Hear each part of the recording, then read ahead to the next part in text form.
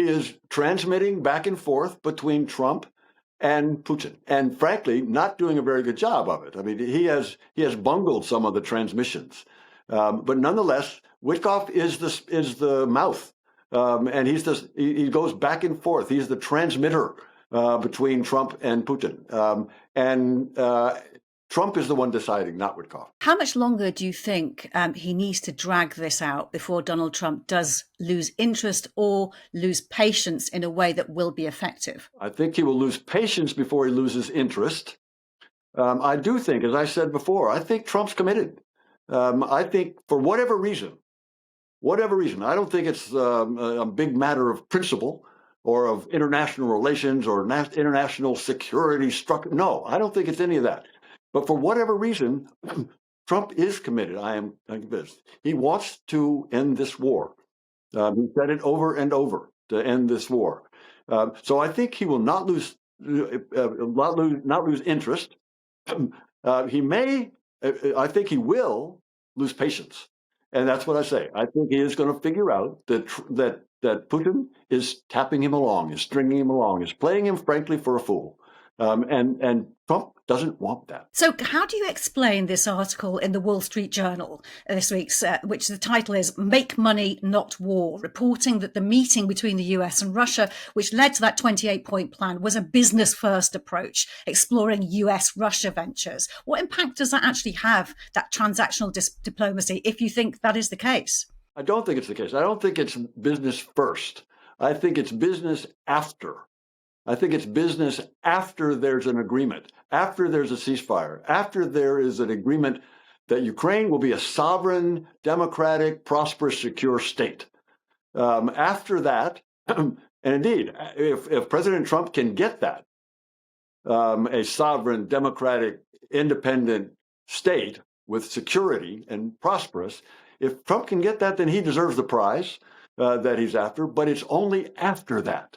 It's only after that war ends that there's possible business to be done. Yeah, the Russians are dangling that out, and they think that's an attractive way to get around these discussions about the war. No, it's the war first, end the war first, and then we can talk about this. Now, that said, I don't know very many companies that are going to be interested in investing in Russia today, in this autocracy, in this dictatorship that, Bill Browder can tell you over and over about what it's like to be in Russia today. And it's not pleasant.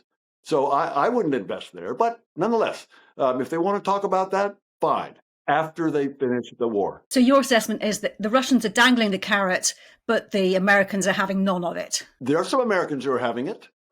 Witkoff may have it. Trump, I think, doesn't have it. I think Trump has said after the war ends. He said that. Now, and he's the decider. It's not Witkoff. So what's Witkoff doing in all of this? He is transmitting back and forth between Trump and Putin, and frankly, not doing a very good job of it. I mean, he has bungled some of the transmissions. But nonetheless, Witkoff is the mouth, and he goes back and forth. He's the transmitter between Trump and Putin, and Trump is the one deciding, not Witkoff. One of the things that was reported to have been talked about by this article was this unlocking of the $300 billion worth of frozen Russian assets held in Europe. They reportedly, though, were discussing the possibility of using it for US-Russian investment projects. Is that even possible, even if they did talk about it? No.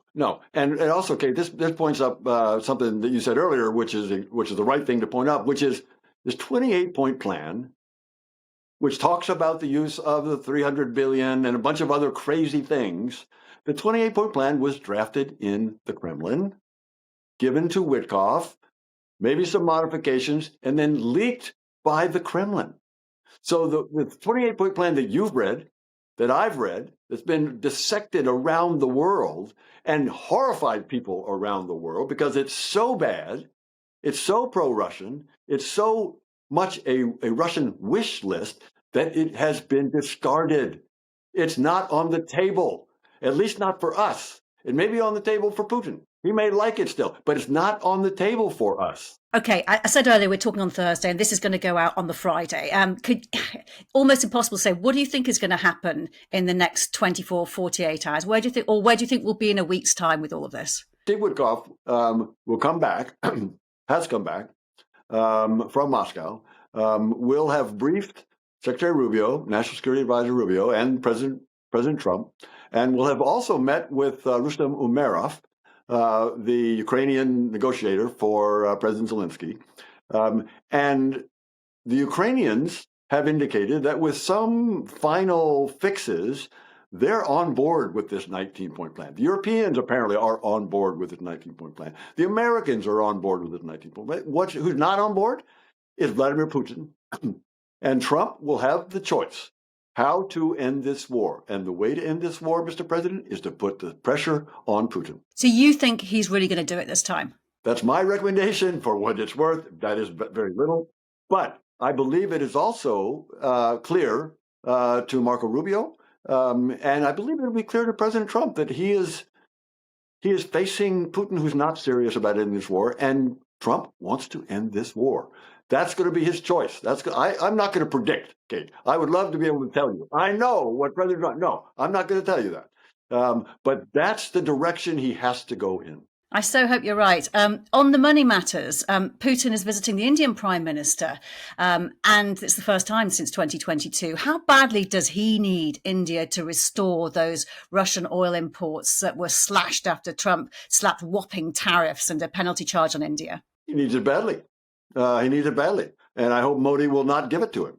Modi knows that Trump's serious about those tariffs. Modi knows that they damage his economy. Putin is an indicted war criminal. I'm surprised he's even showing up in India without being arrested.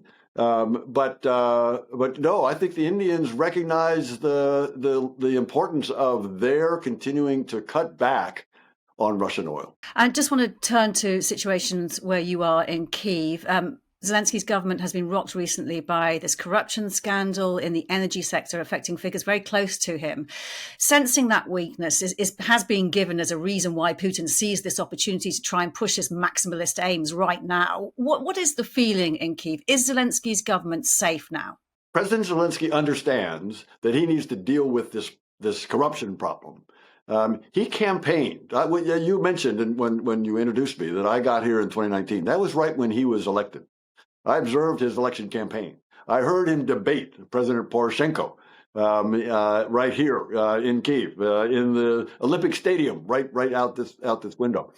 And what Zelensky said at that time in that debate, and over and over and over during the campaign, he had two planks, two issues. One, he's going to end the war. The war at 2019, of course, had been going on for 5 years, since 2014. And 14,000 Ukrainians had died by that time. So he wanted to end the war. And this is obviously before 2022 when the Russians invaded big time. But so the first plank of his campaign platform was to end the war. And he thought he could do this by talking directly to Putin. He soon realized that was not going to happen. And his second plank was not to fight corruption, he said. He said he's going to defeat corruption. So that was a big part of his campaign. That's why one of the reasons he was elected to go after corruption. And he's made good on a lot of that. And he's made some mistakes on a lot of that. One mistake last summer, he was convinced to try to rein in the two independent anti-corruption agencies here in Ukraine. And the Ukrainian people revolted.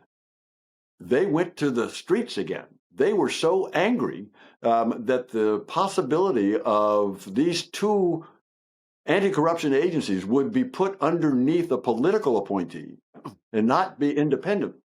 The Ukrainian people went to the streets again, and within 2 days, President Zelensky heard them and reversed course and restored the independence of those two agencies. And it's those two agencies, Kate, that have pursued members of Zelensky's government In the prime minister's cabinet, there have been two resignations. One of President Zelensky's old business partners has now fled the country, but he's also sanctioned. President Zelensky has sanctioned one of his old business partners. Another of his old business partners in jail still for earlier corruption. So this is to say that Zelensky understands how important it is for Ukraine to fight and defeat corruption. And he's doing that. He's supporting the investigations. I think, in answer to your question, that he will weather this storm. He needs to. He needs to push real hard and to get rid of people who have broken the law. And to support these two anti-corruption organizations as they do their investigations wherever they lead.